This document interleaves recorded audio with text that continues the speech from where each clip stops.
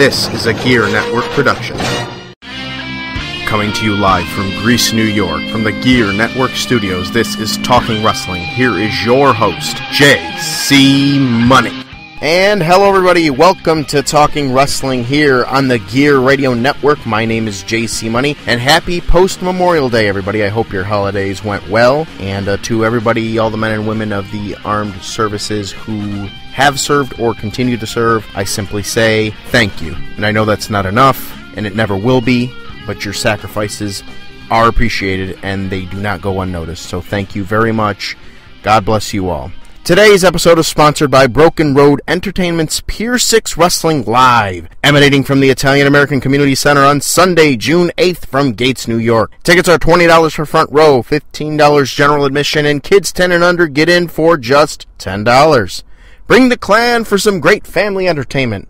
That's Broken Road Entertainment. Today, ladies and gentlemen, we go into part 2 of Chippin Down the Shindies with myself and Chip Stetson. And last week, it was a very eye-opening podcast in its entirety. Of course, I lived through it, but you're going to live through the second half of it now. But it was a great podcast, and seeing the numbers and seeing everything that has come from the first episode, the feedback has been tremendous. I thank every single one of you for going ahead and taking the time out to listen and give the feedback. As always, your feedback is what helps me do better. It's what helps me become better. And that's just all there is to it. If it's negative feedback, positive feedback, I don't care. All of it's accepted. All of it is welcome, and I thank you for that. This, officially, part 1, was the highest rated show that I have done in the Gear Radio Network's short tenure.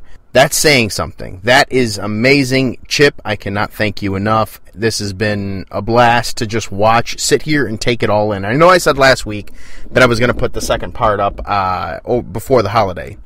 The reason why I waited until after the holiday was simple. I wanted to make sure it set in with people, and it certainly did. Now, we haven't got to the good stuff yet. I mean, we had some good stuff in part 1, but we didn't get to the real good stuff, the stuff that everybody is wondering about, everybody's waiting for, the Shindy talk. What does JC Money and Chip Stetson say about UW? What do they say about ECPW? And there's already been speculation, and there's been stuff thrown out there on Facebook between then and now, of course. And, of course, once I click the wonderful play button to play the second half of the podcast, you'll be able to hear all of it. It is in the second to last segment. But I want to go ahead and just give the disclaimer before I go ahead and air out the rest of this here to the ECPW and UW people. I know you're not a big fan of what goes on here in the Gear Radio Network, and to some extent on the Take It Deep Network with TNX Bomb Squad. I know you're not a big fan of that. Do I care? No. Alright? But I'm going to put it out there. My views on talking wrestling here, the views of JC Money are those that are specific to JC Money. They don't reflect the Gear Radio Network as a whole or the entire staff of the Gear Radio Network. It is solely JC Money. So, I'm going to say this, and I'm putting this out there to all of you. I'm an equal opportunity person, so go ahead. If you've got a gripe and you want to say it, clearly you're not going to be bringing in a whole lot of people with what you've drawn recently and all that stuff, but hey, I'm equal opportune. You want to go ahead and air your grievances out? You want a chance to prove me wrong on my show? If you want to try and make me look like go right ahead. The line is wide open. I will give you the Skype information. We can go toe-to-toe on my show. Did not mean to rhyme there, but it just kind of flowed like that. Flowed like water. So that disclaimer is for you guys, you Shindies that want to go ahead and get on here. You are more than welcome to. And speaking of Shindies here, the executive producer of one of those Shindies, he's not a promoter, by the way, Keith Zimmer, made a little crack about whether or not the podcasting, they think they have an audience, but they don't. Really? I posted my numbers. In under a month of the Gear Radio Network, between the sports podcasts, the wrestling podcasts, the blurbs, the commercials, everything that I have done, I have amassed more hits in under a month than he had people in seats for the past 5 shows. So, you want to talk numbers, you want to talk audience, JC Money has an audience. The Gear Radio Network has an audience. And in not speaking for Tiger Smith, but Tiger Smith, TNX Bomb Squad, and the Take It Deep Network, they have an audience too. So, before you go and you start blowing smoke out of your ass, Keith, why don't you go ahead and make sure that you have the actual facts, you have the actual numbers, and if you want to debate them with me, that is perfectly fine. I invite you to come to the show and debate. You're going to lose, but I invite you to debate them with me. I invite anybody to debate anything with me because I am a great debater, and I want you to tell me exactly where you get your numbers, where you get your figures from, and then I will match them with logistics and facts. I'm not one of these types of people that are like that particular crowd. I come at you with facts. I come at you with strong. Like, for example, you're not a promoter. That's it. You're not the promoter. Gino Caruso is. But we'll get into that later on. So, in any event, because of today's episode, because of the impact that's going to happen today, the regularly scheduled program of Talking Wrestling this week on Thursday is going to actually air on Saturday. We will have Scotty Bender on the show later this week. We're going to talk some Pier 6 wrestling. Next week, we are going to talk to Jonathan Ash, who is a pro wrestling producer / referee / internet crusader, if you will. He's my friend, so I can go ahead and say that. But I'll tell you this. The guy does have a knowledge of wrestling. He doesn't necessarily relay it in the best way, but 2 weeks, he will be my guest. I will ask the questions that I know a lot of you want to ask, and he will answer them. Because he doesn't care. Just like me. I don't care. So, Scotty Bender, Chip Stetson today, Scotty Bender later in the week, Jonathan Ash the week after. So we got the big three lined up here. It's going to be great. So enjoy the second podcast here. Quick note, I do want to make a quick programming note for the network. Coming this summer to the Gear Radio Network is Beyond the Smoke with Mr. Perez. Yes, it is a cigar-related talk show. It's going to be fun. I'm a cigar aficionado myself, not to the degree of Perez by any stretch of the imagination, but I like my cigars, and I'm very happy to be bringing this show here to the Gear Radio Network for all of you. So, with that being said, we're going to pause for station identification and an advertisement or two here.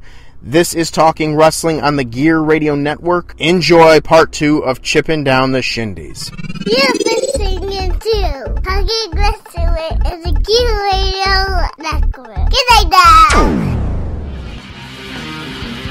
Pier 6 Wrestling presents P6W Live, the TV taping for Saturday Night Shakedown, which airs on Rochester's CW16, Saturday nights at 1 a.m. Pier 6 Wrestling Live comes to you from the Italian American Community Center on 150 Frank Domino Way in Rochester, New York, Sunday, June 8th at 4 p.m. Tickets are $15 for general admission, $20 for front row, and kids 12 and under get in for $10. Just announced for the Tag Team Championships, the champions Punisher Van Slyke and Kevin the Man Graham take on the Electric Dream Machine, Studley Steve McKenzie, and Guerrero Loco. Already scheduled to appear heavyweight champion Super Beast with Rob Sanderson, television champion Jordan Lennox, Young Guns champion Joe O'Connor, Jay Freddy, David Fenway, the return of JC Money, and many more. Visit them on Twitter at Pier 6 Wrestling and watch Pier 6 Wrestling Saturday Night Shakedown on CW Rochester Saturdays at 1 a.m. Be there! Welcome back, everybody. We are continuing the conversation with the incomparable Chip Stetson here on the Gear Radio Network. And Chip, all right, let's get into the meaty details. First of all, I want to make a disclaimer. I am reading your Facebook messages right now. Okay. When you advertised, thank you, by the way, when you advertised your appearance on the show, Sydney Sin posted, if anybody has a problem with Chip Stetson, they deserve a chop in the face from her. Yep. As someone that has been a recipient of a chop in the face from Sydney Sin, that is not a good place to be. So, if you have heat, I'm telling you right now, Sydney Sin's going to chop you right in the face. And then old JC's going to give you the bag tag right across there, knock you right. You have a problem with Chip Stetson. I'll whoop your ass. She's a sweetheart, dude. She's always been such a sweet friend of mine and everything. And, I wish her husband could reply to messages as well as his wife does, for Christ's sakes. But I think her husband gets a pass. He's a little busy. I'm sure, but not too busy to whoop my ass in fantasy football still, but yeah, that is what it is. I love her.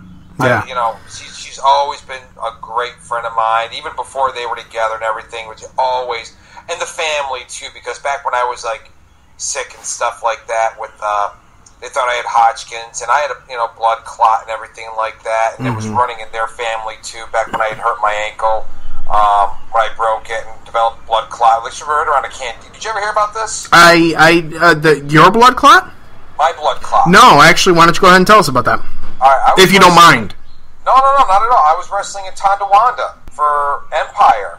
Okay. And I was in a match with Hellcat. I'm pretty sure it was him. And outside interference coming on in. Here comes Champ, and he's supposed to walk in and eat a super kick from me. That dude is a freaking character, Champ is. I'm sorry. Yeah. All right, go on. Well, he never puts on the brake foot, and if you know, I'm not going to tell everybody what the brake foot is, but you know the brake foot. Yeah.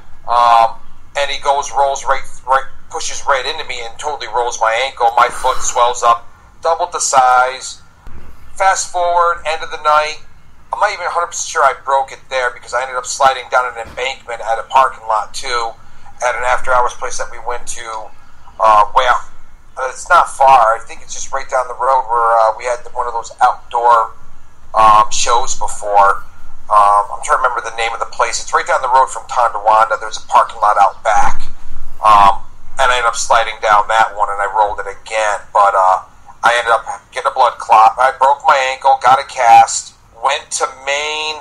What was it, my 5th anniversary with Deb? Our 5th anniversary, went to Maine for like 4 or 5 days, which is like York Beach, Maine is like maybe 3.5 hours from where we live here near the Albany area. Mm-hmm. Well, sure enough, I didn't have my foot elevated, and I developed a blood clot. This is a week after Candido died. Yep, and I remember that.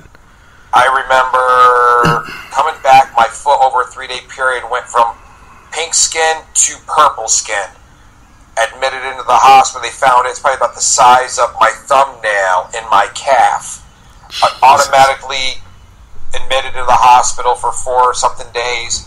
And I believe Mike Rosario and Brody Lee called me that night to find out what was going on. And that was probably one of the first times that I'm going to say that Hellcat probably almost lost it. Because they were saying I was actually not far from like an amputation. Like my leg was in bad shape from the blood clot. Jesus Christ. So, 4 or 5 days getting Lovenox. Thank God I married someone that has nursing capabilities, because even to get out, I had to get shots, Lovenox shots, in my stomach. I'm going to make my dad cringe, because he had two blood clots since then. One. And he had to go through the same thing, and it's horrible. It's horrible. Stabbing yourself in your stomach and having to pump stuff into it.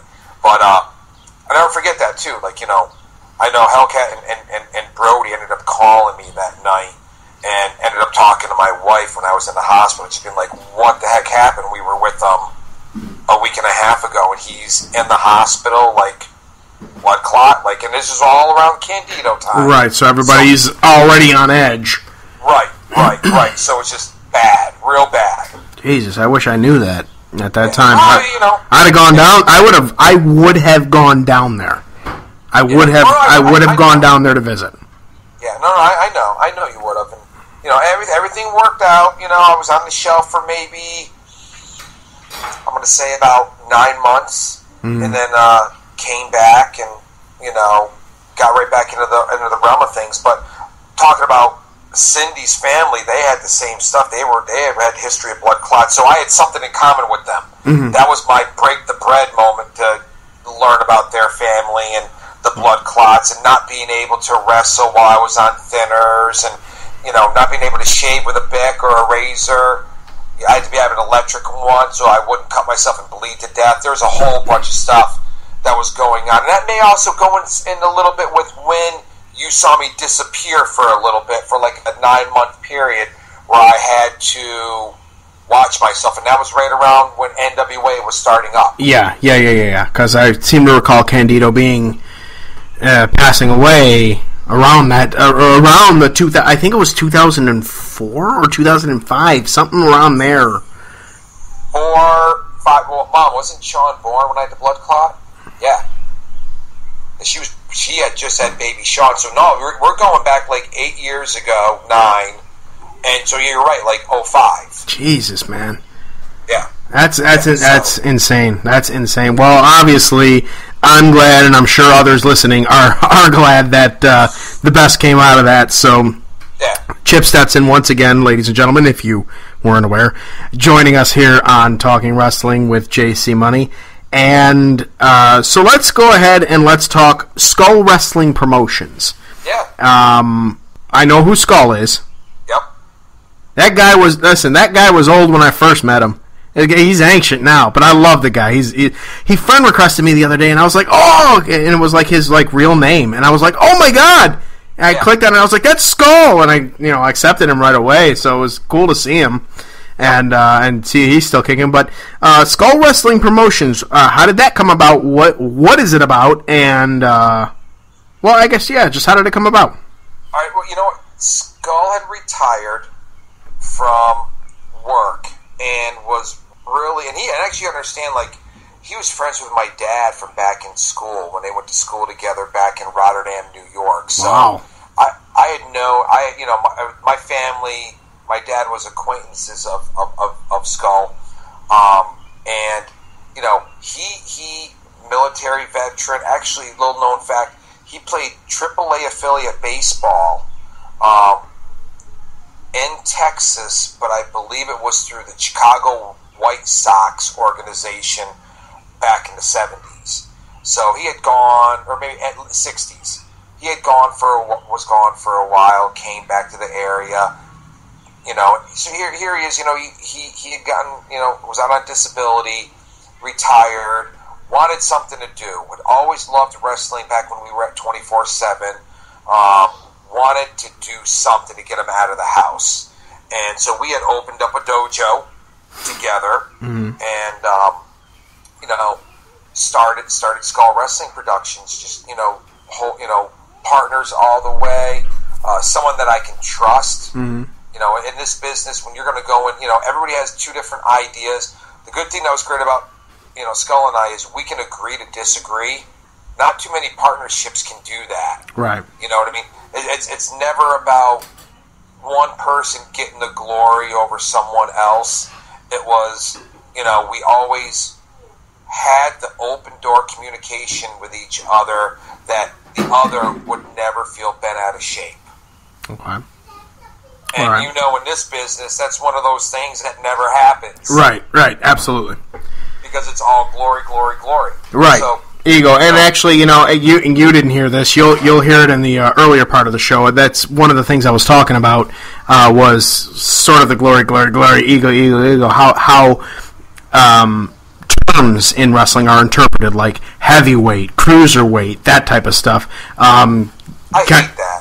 Yeah, I do too. And you know what? I touched up on that, but since you didn't hear it, I'll give you the spoiler right now. But though, if you're listening live at this point, you've already heard it. But there was a podcast on my cousin's station with Brian Emanon, and he mentioned at length they were talking about my next era heavyweight title reign, and how I didn't fit this quote-unquote stature of a heavyweight champion.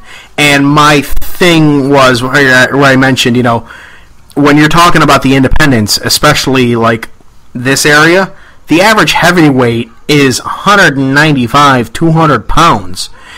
WWE's definition of a cruiserweight is 229 and under. So, There's your theory. Which, by the way, how much does Daniel Bryan weigh? Exactly. I think I weigh, my fat ass weighs more than he does. Can you say Rey Mysterio? How many times? Right. Great minds think alike. Hypocrites. Exactly. You know what I mean? Well, I don't hate him for being honest, because he did give me the props as far as my delivery and how I conducted business. But as far as the perception of what a stereotypical heavyweight champion is, that's more of a 1970s, 1980s thing, and I said that it was more generational. In the 70s, you had the big burly guys with the massive chest hairs and the pot bellies, and then you had the 80s and early 90s with the roids, and now it's just more athletic competition. So right. What would you rather watch? Bob Backlund, 1981 WWF champion or Dusty Rhodes NWA champion or Harley Race NWA. When you put those two side by side, who looked like a wrestler? Yeah, exactly. Bob Backlund. Bob Backlund. Okay, not Harley Race. Mm-hmm. Harley Race was just as good of a worker. Mm-hmm. My dad's over here answering because I went old school on him, so he's popping. But, in all realistics, I mean, and I'm sure Eminem's not doing anything maliciously whatsoever, and I'm not calling him a hypocrite. No. All I'm saying is others that would consider it, back Vince McMahon, whenever business is bad, even back in the 90s, push the big guys. Mm-hmm. Dave Bautista, Triple H, okay, we're in that gray area with Mysterio and Guerrero and Benoit. Are they? No, they're not even 6'1" and barely 230 pounds, but they're built like brick houses. You know what I mean? Exactly. And can freaking work, for Christ's sakes. Mm-hmm. Daniel Bryan. I like to say Daniel Bryan's stuff happened organically. It really did. I do honestly believe that he was not their first choice. But going back to as far back as last year's SummerSlam, I do believe that he was the choice. And they knew that going into WrestleMania, into where he is now. So they built it beautifully. Absolutely. It was genius booking. Yeah. And all the marks that are supposedly in the business are like, he doesn't deserve this treatment and everything. And I'm like, are you? I mean, come on. Now, I do think they did go a little bit longer than they should have, because I actually think it hurt how show attendance is. If you go back, if you look into it, dude, they hurt. Some of their attendance did drop when they didn't elevate Daniel Bryan at that point. They lost a lot of viewers. You look at their rates on TV, like what the viewing was, and it dropped drastically after that pay-per-view. Right, yeah, it absolutely did, but I completely get the WrestleMania send-off, though. Sure. That's a different subject for a different week as far as the finances and the network, the WWE network is concerned. Of course, Vince McMahon losing $350 million in the past week. Yeah, pretty bad. But in any event, let's move it right back along to Chip Stetson. And we're going to take one more commercial break here. And when we come back, we'll close it out with Stetson. You'll get a Sheik impression from me. And yeah, exactly.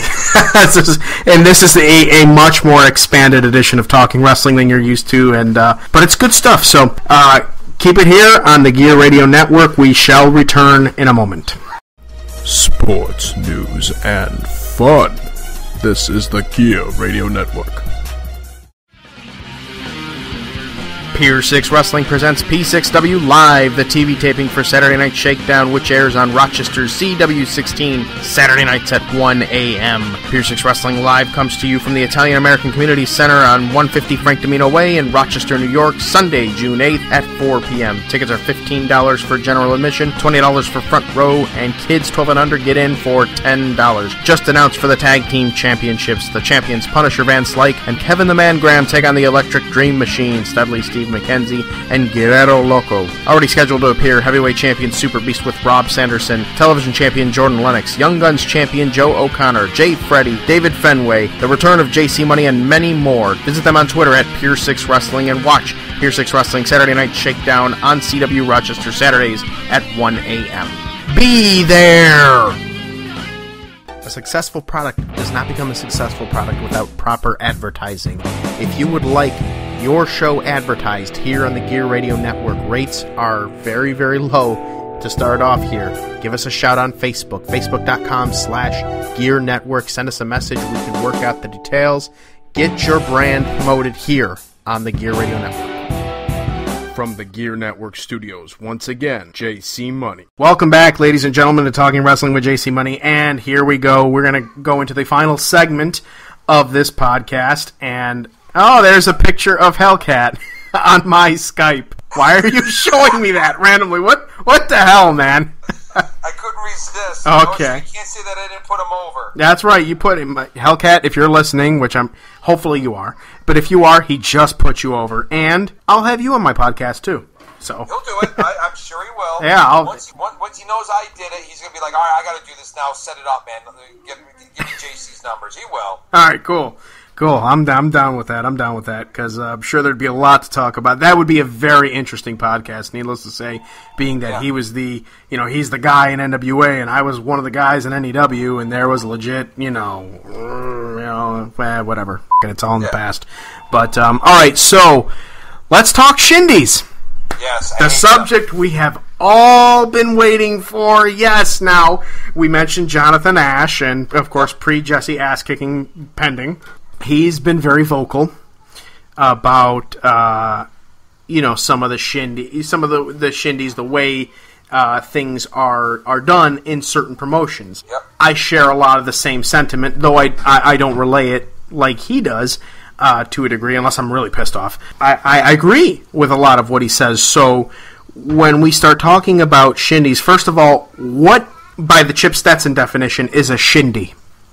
A Shindy, in my what I believe is a promotion that is filled and run by guys that have no business in the wrestling business itself.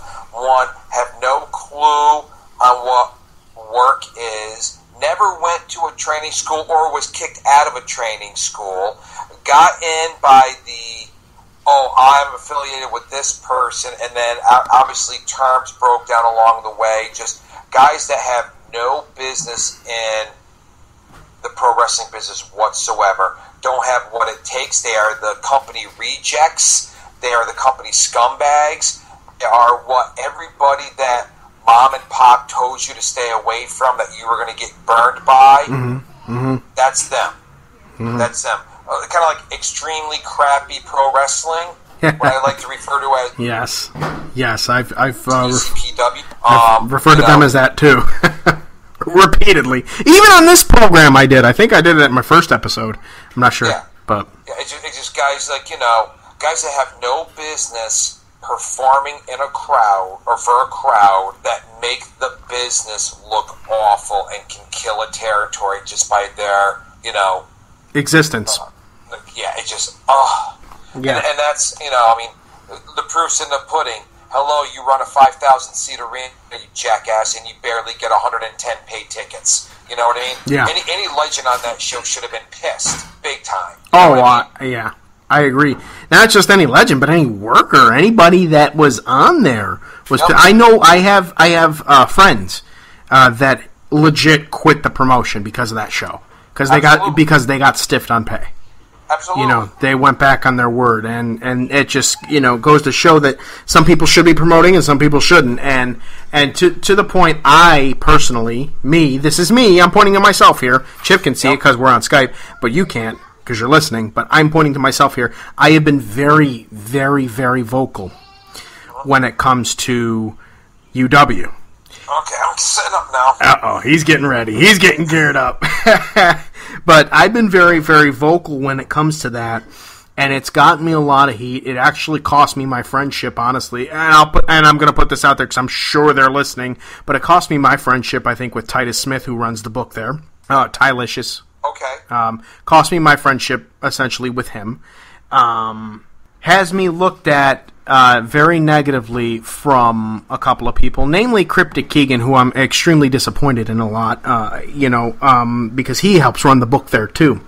But it's routine. It's been routine that the promoter there does not necessarily take care of the talent. When I wrestled there, and Steve Cruz, I said this on Steve Cruz' interview, and he said it last week. He thinks he got the same deal. We were paid, but we were not paid by the promoter. We were paid out of someone else's pocket. I was taken care of by Raphael Scott, who was not the promoter, but he wanted me there. He wrote the book. He wanted me there. He paid me out of his own money, which I was not cool with, and that's why my tenure was not very long there. But they habitually have not paid talent. Have booked trivial angles with people that don't have any training, or there was a wedding angle a couple of years ago that I caught a ton of heat from them because I flat out said, why are you putting a ring announcer and a fan or camera girl in the ring together in an angle? It doesn't make sense. There's a wedding angle. Who cares about that type of stuff? Okay, but then you get them. Then they got them involved in the ring, and they were wrestling. And I caught a lot of heat because I stepped up and said, instead of saying, "Oh, bro, good job, bro, that's awesome, bro," I was like, "This sucks. What the hell are you doing?" You know. And there was another story where somebody who was a fan, I heard, was given a referee shirt because they offered to sell tickets for that place. And I found out some numbers and statistics with them, which I can share at a later time and date because I don't exactly have them in front of me, but they are stored away. I did file them. I saved that message on another phone. But the places like that, I've been very, very vocal about not supporting that type of crap. And you being chief executive officer or whatever you are of Skull Wrestling Promotions and being who you are, really, you have stood up as well and are like, hey, this is, I'm putting this into this territory and you're putting that in here? Right. I mean, tell us, go all out. This is your moment right now. Shindy talk, go at it. All right, listen, here's the facts. Gino Caruso is the promoter of ECPW. He lives in New Jersey. Keith Zimmer is nothing. He's not a promoter whatsoever. He does not have a promoter's license. So he could sit there and say all day is long, I am the promoter, and Little Daddy C or Little Poppy C or whatever, Poppy Seed, whatever his name is, the drizzling shits out there, they are not promoters because they don't have a promoter's license.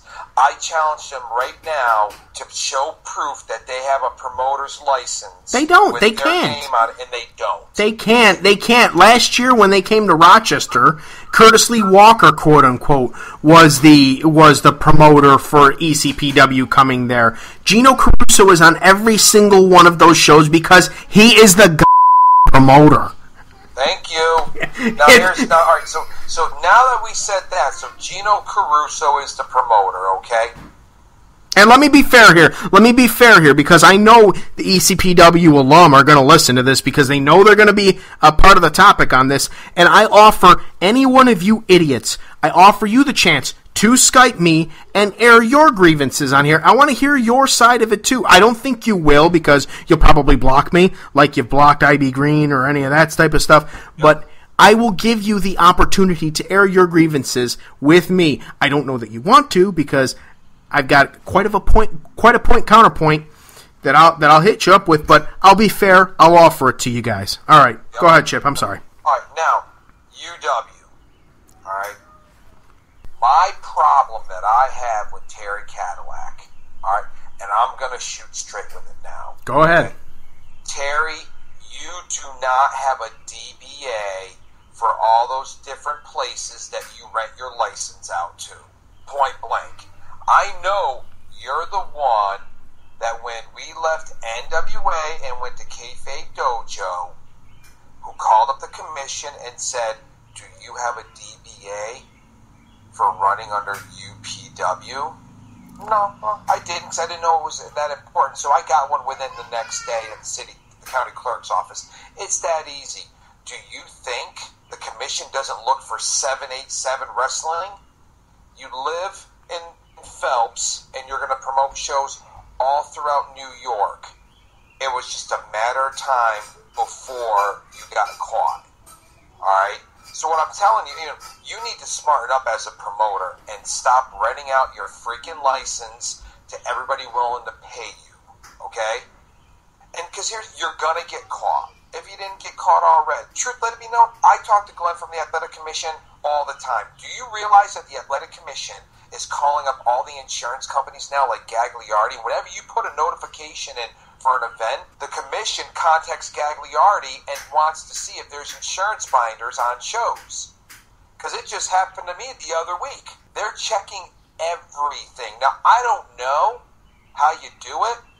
I do know for a fact that you got in trouble for running a Saturday show and a Sunday show and trying to say that your insurance binder for a Saturday show was good on a Sunday.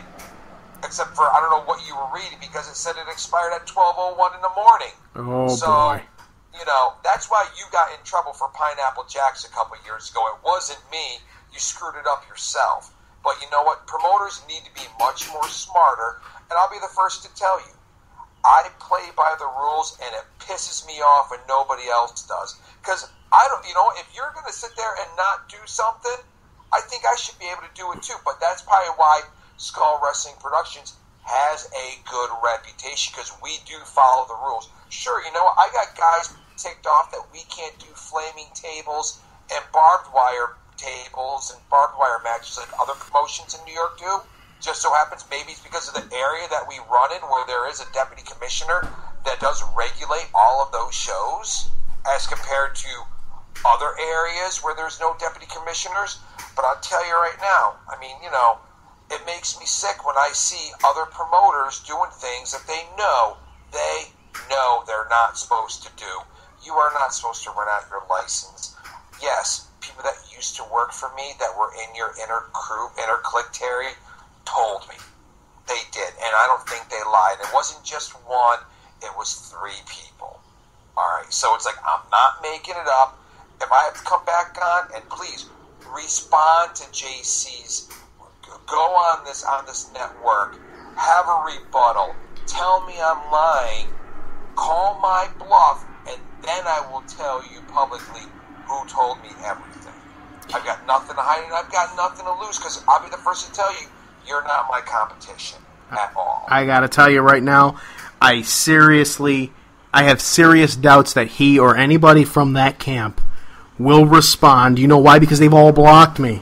And some of their blowhards I've blocked myself, so but he wants, nothing to do with me. I made a public demand to have all my likenesses taken off of their website. Thankfully, it's happened.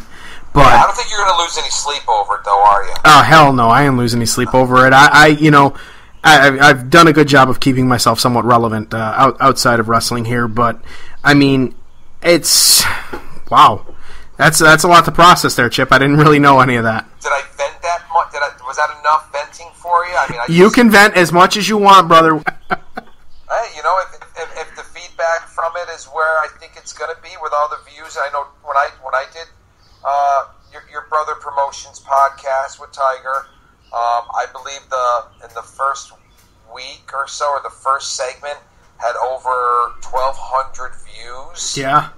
Yeah, I'm anticipating this one to be a very highly rated, and if it is, damn it, Chip, I'm going to buy you one of these Wooden Creek Belgian-style white beers here and walk it up to the damn show, the next show you're at here, and podcast live from that show while drinking a beer with you as a co-host. How about that? Deal. Right now, Eric Emanon holds the record in the premiere episode for the most hits, so... How many hits is it? Oh, God, he's had, I think, at this point now, he's had close to 300 or 400. Oh, I'm going to beat that. You hear that, Eric? Nothing personal, brother. Hey, I'll beat it, though. Incidentally, forever, I should beat it. Incidentally, congratulations, Eric, on the birth of your son. That's right. I saw that the other day. Congratulations. All right, we are going to reluctantly close this out here. But there's definitely... it's almost like a little bit of a cliffhanger, Chip. You know that this is going to get a response. Oh, yeah. And you know that what we're preaching about is going to continue. So it's going to always be a topic of conversation. So I definitely am extending the invite for future shows with you. You open door whenever. You just let me know. And I appreciate your time. And I did promise you a Sheik impersonation. So after I take a quick pause here,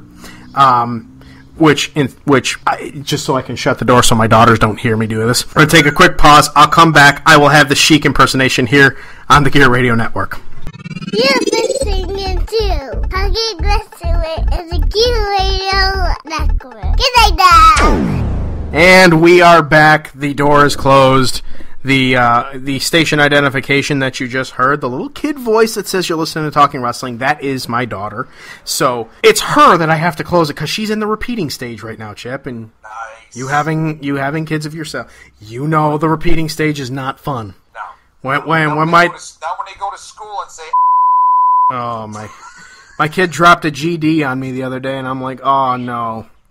Well, really? Oh yeah. That's kind of a dad thing. That's a JC thing. I that's my fault. But all right, Sheik impersonation. Where is Papa Chip? Hey, come here. You're gonna get get a Sheik impersonation from JC. He's coming over right now. All right. Where is he? Hey, freaking jabroni. All right. I'm gonna preface this, sir, by saying when I start doing my Sheik impressions, I'm just breaking balls, man. I am not going at you personally. I am gonna swear, but it's no disrespect. Shoot it. Give me a subject, Chip. Pop a subject at me. Bob Backlund. Bob Backlund, he's a no good jabroni. I break his back at the Madison Square Garden. I take the WWE champion, make him humble to respect. Kosher Vasily, the Iron Cheek. Madison Square Garden sold out. Make it to the Hollywood jabroni could not beat the Bob Backlund, but Iron Cheek can. Because I know, everybody know, Arnold Scotland did not throw in the towel. I break his back so hard, and then I his ass. Make him to the humble, he respect Iron Cheek. I become champion, Mr. Mitchman. He prove it to me. I prove it to America. Yo Allah. What happened to Hulk Hogan? Hulk Hogan, no good jabroni. He left. Mr. Mitchman was the bread butter feed him, and he chopped the hand that feed him. Go to Ted Turner and the Chip. What the name? Where he go? No, Ted Turner. WCW. Right, amen. Yo. He went there. I said to him, can I please have a job in the Ted Turner? Because Mr. Mitchman no hired me. He got younger. But Hulk Hogan said, I gonna get you, Sheiky. Sheiky, baby, I get you a job. You come in, and I have you wrestle. But he no have me. He no call me. He no good jabroni. Hogan, you no good. F*** it, jabroni. Hollywood blonde, I break you back. And f*** your for not giving me the job. I think he takes in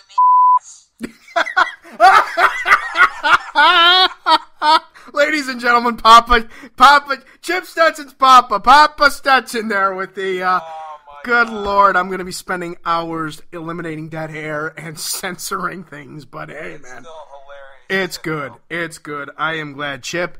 Again, I bow to you. I can do that through Skype. You can see it. I bow to you. Thank you so much. My voice is hoarse right now from that Sheik impersonation. I haven't done one in 2 years, but thank you so much for joining us. Again, open door, and I appreciate you. Thank you so much, and thank you for everything that you have done, not only for this area, but for this business, and for small folk like me. Thank you. You're welcome, dude. I appreciate the time. Thanks for having me on, and whenever you want me, more than welcome to come back on again. I had a great time. Take you up on that. Appreciate it. Take care, man. Thanks, brother. We'll talk to you soon. Chip Stetson, everybody. Wow. Oh, my God. What? I could talk to that guy for 3 or 4 hours. I'll tell you what. If he ever comes here to the Gear Network studios, that is a freaking 3, 4, 5-part paid series, ladies and gentlemen. I think if we actually did a shoot, it would be something that I think I'd split the profits with you, Chip. Don't worry. But Chip Stetson, the man needs no introduction. The man needs no outro. He is Chip Stetson. He is the man. He means a lot to a lot of people, and he certainly means a lot to me. Yes, that was Skype signing off there, if you heard. But so thank you, Chip. Thank you very much. And Maestro, finally, if you would please. Thank you very much for the sweet symphony there. Chip, I appreciate you. I love you, man. This has wrapped up probably the most anticipated week I've ever had of talking wrestling. The most hyped week for sure. Coming to us next week, ladies and gentlemen, the voice of Pier 6 Wrestling and other shows prior, WrestleVision and New Millennium Wrestling in particular. Scotty Bender will join us live on Pier 6 Wrestling. We're going to talk more about Pier 6 Wrestling Live, which has graciously sponsored our show. June 8th, so we'll talk a little bit more about that. We'll get into some more Rochester wrestling history as well as what he's doing now. Hey Bender, buy here, pay here. Give y'all a week to mull that over before we talk about that too. So I must let everybody know that this is a copyrighted podcast of the Gear Radio Networks, and any rebroadcast or reproduction without the express written permission of Gear Radio Networks and me specifically is strictly prohibited. The executive producer for Talking Wrestling on the Gear Radio Network is Mrs. Dawn Cimino, and I would like to thank everybody. And hey, one more thing too. Mark House joins the Talking Wrestling staff starting next week with Mark's Minute. He will have a spot on this particular podcast beginning next week. I look forward to that. Thank you, Mark, for being our first contributor / correspondent. And that's it for me, man. Wow, my voice is hoarse. I think I want another Belgian-style white beer. So I'm going to go have that. You enjoy the podcast. Feedback is necessary. Feedback is appreciated. Like the Facebook page. Follow on Twitter, GERE Network. This is JC Money saying so long, everybody. Until next week with Scotty Bender. Good night now.